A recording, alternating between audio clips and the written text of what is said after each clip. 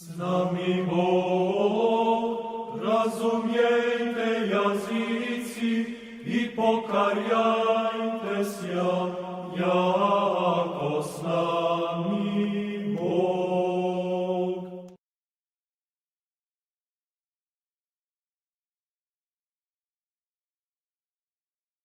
U ime Oca i Sina i Svetoga Duha. Hristos vaskrse, braćo i sestre. Zaista vaskrsao je Gospod i evo mi se još nalazimo u tome prazniku Vaskrsenja Hristovoga, kojega slavimo od Vaskrsa do Spasovdana punih 40 dana.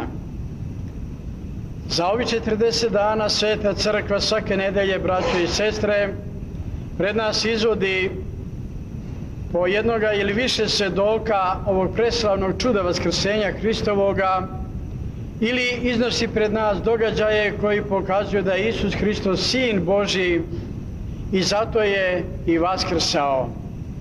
Danas Sveta Crkva ovu nedelju posvetila je uspomeni na isceljenje jednoga bolesnika koji se opisuje u Evanđelju slepi od rođenja, kojega je Gospod iscelio sa blatom od prašine i poslavši ga u banju Siloamsku da se umije.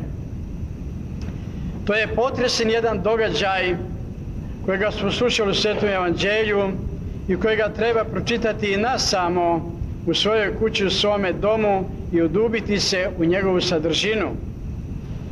Tamo se pominje jedan fizički slepac, slep, dakle telesno, jer je tako rođen, ali se pominju i drugi duhovni slepci koji su gledali čudesa Hristova i nisu mogli da poveruju u njega. Vidjeli su i ovo čudo, da onaj koji je do toga momenta sedeo slep, za koga svi znali da je tako rođen, sada ga vide da je progledao i pitaju ga: kako ti se otvoriš oči, šta se to desilo?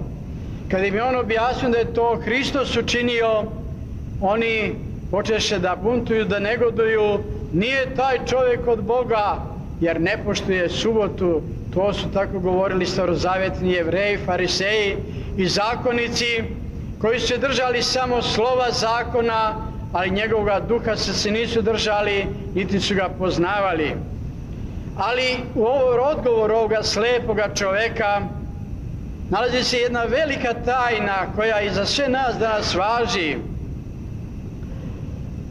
Objašnjavajući on njima kako ga je Gospod iscelio, kako je progledao, rekao jednu veliku istinu. Oni kažu da je taj čovjek grešan, a on kaže: znamo da Bog grešnike ne sluša, nego ako ko vrši volju Božju, toga Bog sluša. Što znači da ovo isceljenje koje se desilo nad njim dokaz je da je taj čovjek, on nije znao tada u to vreme, to je bilo pre stradanja, pre vaskrsenja, nije imao veru da je to Sin Božji, ali je rekao prorok je. Znači čovjek je Božji, čovjek koji živi po zakonu Božjem, koji sluša volju Božju i zato mu Bog daje takvu moć i silu da čini ova preslavna i divna čudesa. To važi za nas, braćo i sestre. Mi mnogo puta se Bogu obraćamo u našim molitvama, mnogo što od Boga tražimo i najčešće ne dobijamo ono što tražimo. Pa se onda ljutimo na Boga. Zašto mi nije to učinio? Zašto mi nije dete ozdravilo? Zašto mi nije majka ozdravila i tako dalje? A nikada se ne zapitamo da li smo mi ispunili volju Božju pa da Bog čuje naše molitve i da ispuni naše molitve. Jer i Sveti Jovan Zlatomsti je rekao jednom prilikom: poslušajte vi Boga u njegovim zapovestima, pa će on čuti vas u vašim molitvama. Što znači, ako se mi ne trudimo celoga života da živimo po zakonu Božjem, onda naše molitve ne izlaze i ne dospevaju do prestola Božjega i on zato ne ispunjava naše molitve. Nego se treba truditi da budemo istinski hrišćani ne samo po imenu, nego i po životu i po delima i po mislima, vršeći zapovesti Božje i živeći po zakonu Božjem, prepuštajući sebe i naše potrebe volji Božjoj, moleći se Bogu, ali uvek, Gospode, neka bude volja Tvoja. Jer, kaže nedomesto apostol Pavle, mi ne znamo za šta se treba moliti.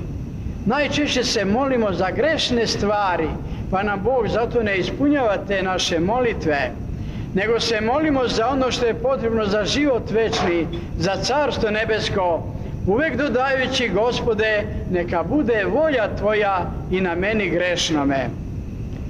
Mnogo je, braćo i sestre, bilo u ono vreme i fizičkih slepaca i duhovnih slepaca. Sveto evanđelje navodi samo nekoliko slučajeva gde su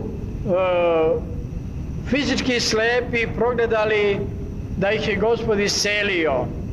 Ali isto tako u to vreme bilo je veoma mnogo duhovno slepih ljudi koji su gledali u Hrista, gledali njegova čudesa, slušali njegovu božansku nauku, a nisu ga prepoznali, jer kaže da su ga prepoznali, ne bi Gospoda slave razapeli. Zato u ono vreme kada je Gospod stradao, beše ona velika masa naroda koja je vikala raspni ga, raspni ga, zato što ga nisu prepoznali, zato što su bili duhovni slepci.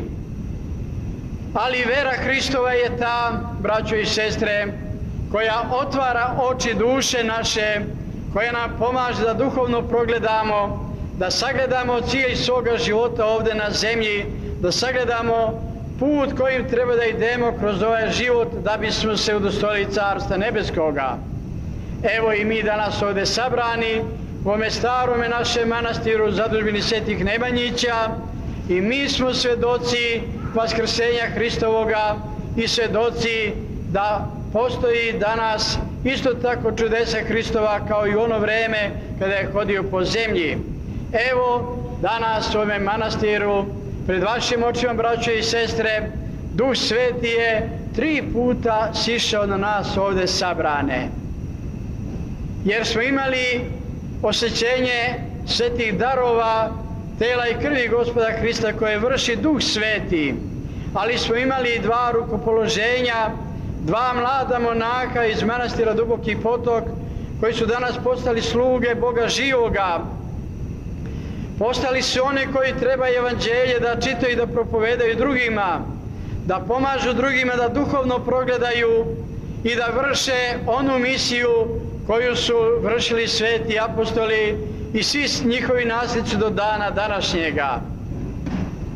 Neka bi dao Bog molitvama svetih ugodnika Božjih iz roda našega, pre svega svetog vladike Nikolaja, kojega smo u prošlu nedelju svečano proslavili i uvrstili u red svetelja Božjih, da ceo naš narod najpre duhovno progleda, da sagleda ko smo i šta smo, da saznamo da su potomci svetoga Save, Stevana Nemanje, svetog kneza Lazara i vladike Nikolaja, i da se trudimo da živimo onako kao što su oni živeli, da idemo putem kojim su oni išli, da vršimo volju Božju onako kako su oni vršili, jer samo tada, braćo i sestre, možemo se nadati u milost Božju kada pođemo odavde, da se nađemo tamo gde se i oni danas nalaze, u Carstvu Hristovome, da i mi tamo sa njima i sa svima svetima slavimo vaskrsloga Gospoda našeg Isusa Hrista sa Otcem i Duhom Svetim kroz sve vekove i svu večnost. Amin.